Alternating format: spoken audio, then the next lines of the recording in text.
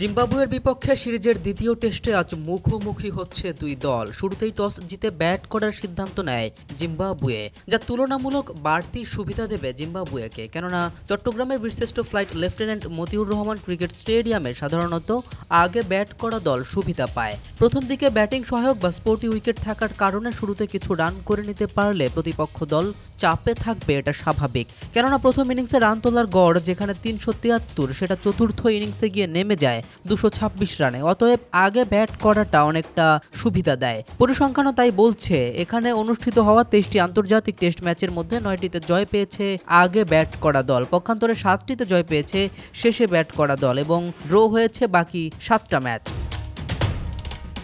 ম্যাচে জয় পেতে মরিয়া টিম টাইগার্স। সাদা পোশাকে অভিষেক হচ্ছে তানজিম হাসান সাকিবের। এতে পেস অ্যাটাকের পাশাপাশি ব্যাট হাতেও দলের সহায়তায় কাজে আসবে এই তরুণ। সেই সাথে ডিপিএলে দুর্দান্ত খেলায় টেস্ট দলে ডাক পেয়েছেন এনামুল হক বিজয়, আছেন মূল একাদশেও। তারা অব্যাহত রেখে নিজের কাজটা করে যেতে পারলে ওপেনিংয়ের সমস্যাটা কেটে যেতে পারে বাংলাদেশের, যা নিঃসন্দেহে বড় একটা সাপোর্ট হতে পারে নাজমুল হোসেন শান্তর দলের জন্য। সেই সাথে স্পিনিং ডিপার্টমেন্টে মেহেদী হাসান মিরাজের সাথে সাথে একাদশে ফিরেছেন নাইম হাসান। ৩ পরিবর্তন নিয়ে একাদশ সাজানো এই দলটা মাঠের লড়াইয়ে কতটা নিজেদেরকে মেলে ধরতে পারে, এখন সেটাই যেন দেখার পালা।